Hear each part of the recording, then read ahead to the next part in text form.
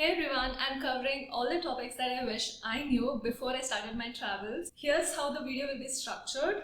If there's a particular topic that interests you, then feel free to navigate to that section. There's a lot to cover, so let's get started. I'll be checking out my phone from time to time because I have my script here. I think the first thing that comes to my mind when I say Tajikistan is that it's a mountainous country. Tajikistan shares borders with Kyrgyzstan, Uzbekistan, Afghanistan, and China. It's a landlocked country. Its capital is Dushanbe. The major cities of Tajikistan are Dushanbe and Kuchan. It has over 2,000 lakes. Some of these you will end up visiting when you're in Tajikistan. I wouldn't suggest Tajikistan for just about anyone because traveling Tajikistan is not easy and it is for the rugged, adventurous kind of travelers, completely off the beaten path. So it's the poorest country in Central Asia, so of course the infrastructure is not in place, and that is something that you need to deal with if you're traveling here, and it's not going to be easy. Most people, when they're traveling to Tajikistan, it's either for the Pamir Highway or the Fan Mountains. Let's get to the e-visa. 180 plus countries require e-visa to enter Tajikistan. Tajikistan offers 60 days e-visa, and these are the prices differ single entry, multiple entry. If you're traveling to the Pamir Highway, GBAO permit is what you need, and that costs an additional $20. For me personally, once I submitted my application, I was asked for additional documents like stays and flight details, and I ended up writing the cover letter. So I did not have a flight ticket to Tajikistan because I was flying to Uzbekistan and then I was crossing the border to Tajikistan, but I showed the flight tickets to Tashkent and then of course the stays. So I wrote a cover letter mentioning all this information. It takes about a week for you to get your e-visa. Flights to Tajikistan are about 25,000 one way from Delhi to Dushanbe. Usually people combine it with Uzbekistan just because the flights to Tashkent are usually cheaper than to Tajikistan, Dushanbe. So that is something that you can also do, but if you're flying directly to Tajikistan, then Dushanbe will probably be your first point of contact in Tajikistan. If you're not traveling from India, then Dubai or Istanbul would have better connections and where you can find cheaper flights as well.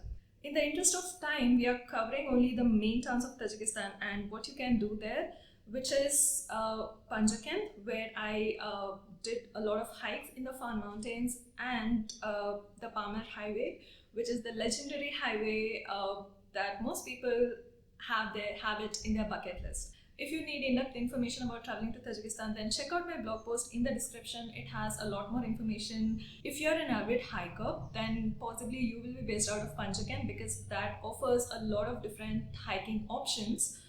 There is this Haftkul Lake, which is 7 lakes, which is quite popular and a popular attraction among locals and tourists alike. The Lake Sloop hike, which is usually a 3 or 4 day hike, and it covers a lot of lakes like Kulikolon, Dushoka, Alauddin Lake. Dushoka Lake among these is my favorite because it's also the most pristine and very untouched kind of lake. There was absolutely no one when I was there, and the best thing about hiking here is that you can also swim, and the water is all right. It's not too cold. I would say it's still cold, of course, these are alpine lakes, but you can still manage to swim here, and it was just so refreshing for me to do that. So that is one of my favorite experiences from the hikes that I did. Iskandarkul Lake is like one of the most popular lakes in Tajikistan, and it is so stunning and striking in its color and also very huge lake. I stayed in Saratoq village, which is close to Iskandarkul Lake. Go on multiple hiking options around it. So if you are looking to actually do a multi-day hiking, then I would suggest Lake Slope hike, and for this you also need to carry tents and sleeping bags because that is not something that you'll easily get in Panjakent. Iskandarkul Lake, on the other hand, is where you can do day hiking, and it is quite easy, I would say. So if you don't want to do difficult hikes, then Iskandarkul Lake or Haftkul Lake makes more sense. In between these two, I still find Iskandarkul Lake much better because I think Iskandarkul Lake, you actually feel like you are in the mountains. You are, you're passing through the rivers. It feels like a paradise, like being there. But the problem with Haftkul Lakes is that you're mostly going on the motorable roads, the same roads where the cars go through. And while the lakes are so good, it's not really a pleasant experience, I would say. So I have particular videos for all of these three different hiking options that I mentioned, so you can check out that video for more information. Dushanbe is the capital of Tajikistan, and that is where you will be starting your Pamir Highway road trip. Some of Central Asia's highest mountains are found in the northern portion of the Pamir. So if you are doing the Pamir Highway road trip, then you might come across like remote villages, some special tribes over there, the mountains, and also the largest lake, Karakul. I did not personally go on this road trip because of lack of time, and I was more keen on actually visiting Kyrgyzstan. But I asked my lovely friends Navneet and Shishira to talk about their experience doing this road trip and the things that you need to consider if you're planning to do this legendary road trip. So let's hear it from them. So we did the Pamir Highway road trip in June 2023, and it was a very interesting experience for us. One of the best road trips that you can do, but a very important thing to consider is how expensive it really is. So the Pamir Highway road trip can be done between Dushanbe and Osh, going from Dushanbe to Osh via Khorog, or the journey in the same on the same route on the opposite direction. If you're starting from Dushanbe like we did, then you can also do just the loop of the Pamir Highway without having to cross into Kyrgyzstan. Typically consider that this road trip will take 8 days, including doing a few stops and doing a bit of a hike here and there. And the cost for this varies depending on the kind of trip that you do. So there are actually 3 options to do this trip. One is to rent a 4x4 SUV from Dushanbe or Khorog, $80 to $120 per day for a Toyota RAV4, Toyota 4Runner, or a Land Cruiser. And once you rent a car, the fuel is on you and you have to drive on your own. And also they ask for a deposit before you rent a car. So be prepared to, shell that much out. Alternatively, for the same amount of money, which is around $100 per day, you can actually get a car with a local driver who's an expert at driving these roads. And by the way, driving on these roads is not easy. People are pretty afraid because at some points the roads are extremely narrow with like vertical drops on the side, or there are just extremely crazy drivers, especially on the Tajik side, who just so fast. So the cost of renting the car with the driver will be approximately the same as renting a self-drive car without fuel. So you might actually benefit from having a local driver and not having to pay for fuel. And also you can just sit and enjoy the scenery. Third way to do this is to hitchhike. Hitchhiking is not really popular on this road, but you can still try. One thing you need to consider is the time. The time which you require for hitchhiking will be at least 50% more than you just renting a car or sharing a car and driving around. Hitchhiking is like not completely free, you can think, because drivers on this road expect you to pay them a small money or gift. So you can keep a budget of maybe $100 for this entire journey. And there are certain sections of the Pamir which do have public transport, like Dushanbe to Khorog is possible, Osh to maybe Karakul is possible, but in between you don't have a very reliable public transport network. Public transport doesn't mean buses or marshrutkas. These are shared taxis. Somebody is driving from A to B and they're willing to take you because they have a seat and you're willing to pay. This is how it works. And typically the drivers who stop for you while hitchhiking are these truck drivers. For 10 kilometers, they might take 1 hour. So the typical speed of these vehicles is anywhere between 10 to 20 kilometers per hour, especially in the core sections of the Pamir Highway where the roads are terrible. So we did this road trip over 8 days by sharing a taxi with a driver with 3 other people. So it cost us $300 per person for this entire journey. And of course the stay and food and everything else is extra. For stay, we found stays for around $10 per person per night. Like this is the standard cost throughout this highway. And for food, they charge around $5 per person per meal. So for about $20, you can be set for the entire day, stay plus food included.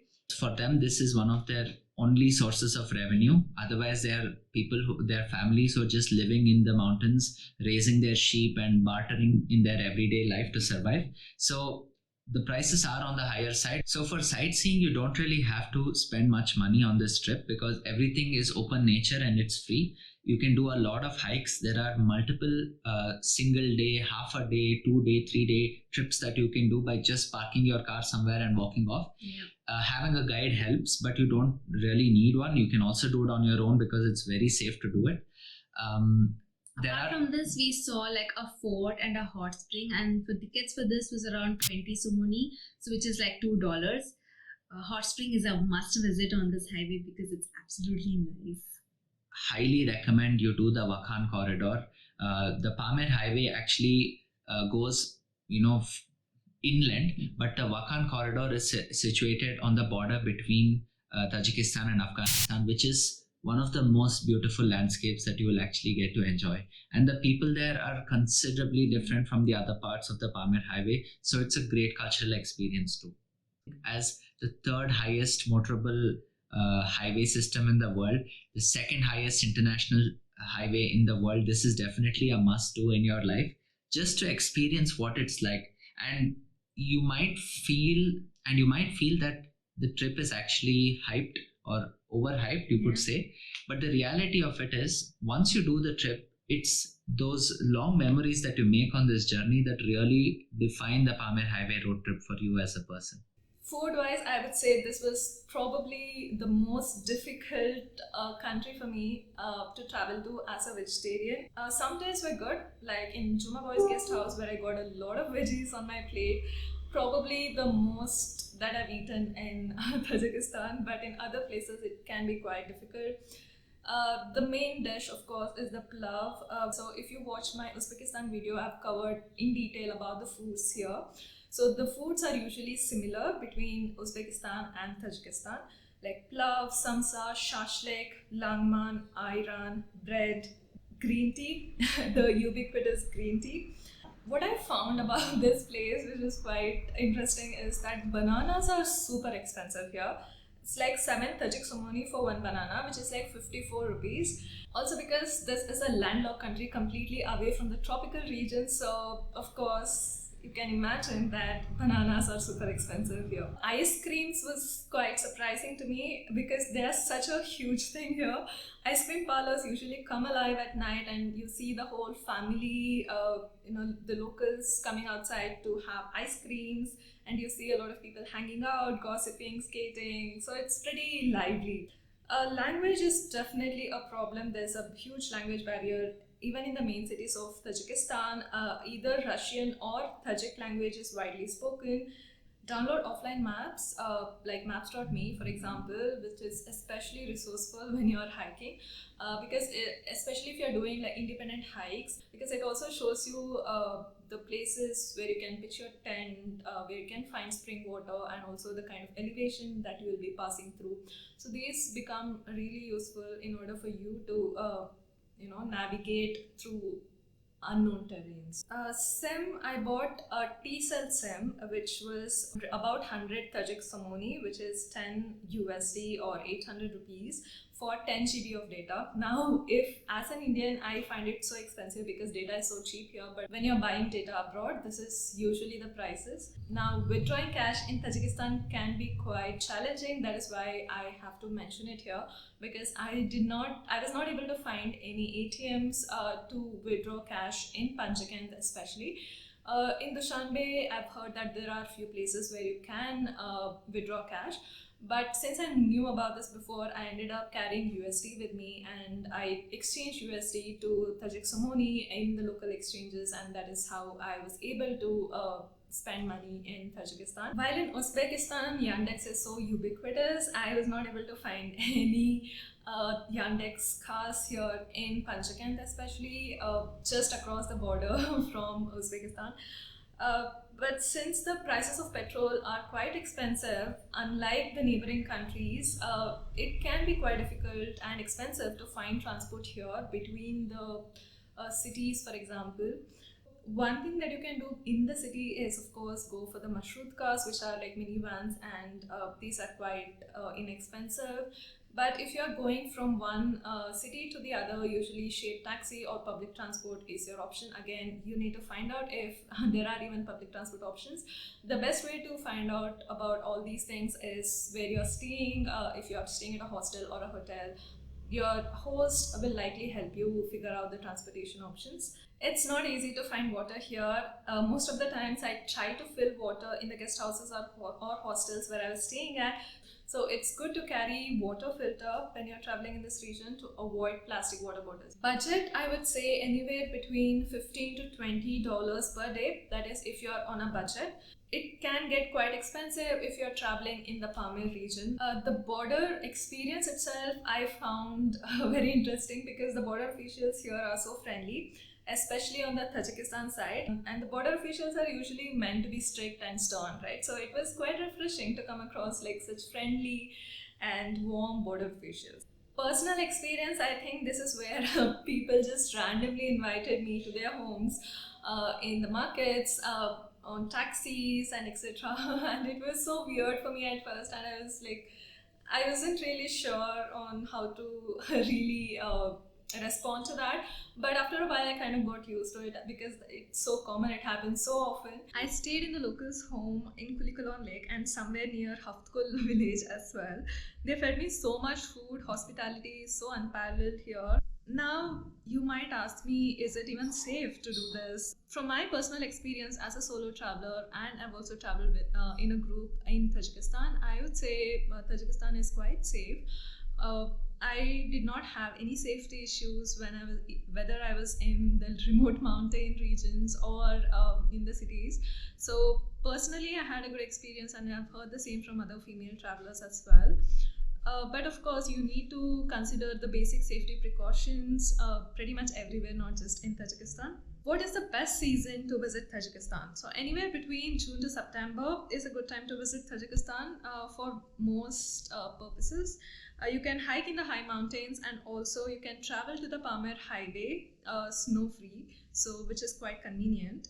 In the interest of time, I won't be able to get deeper into all the things that you can and cannot do in Tajikistan. So you can check out the blog post where I will have all this information. And that brings us to the end of this video. I hope you have a better idea about traveling to Tajikistan now. And I hope you have a great time in Tajikistan. Don't forget to like this video and subscribe to this channel so that you can be informed about the future episodes. And I'll see you in the next video.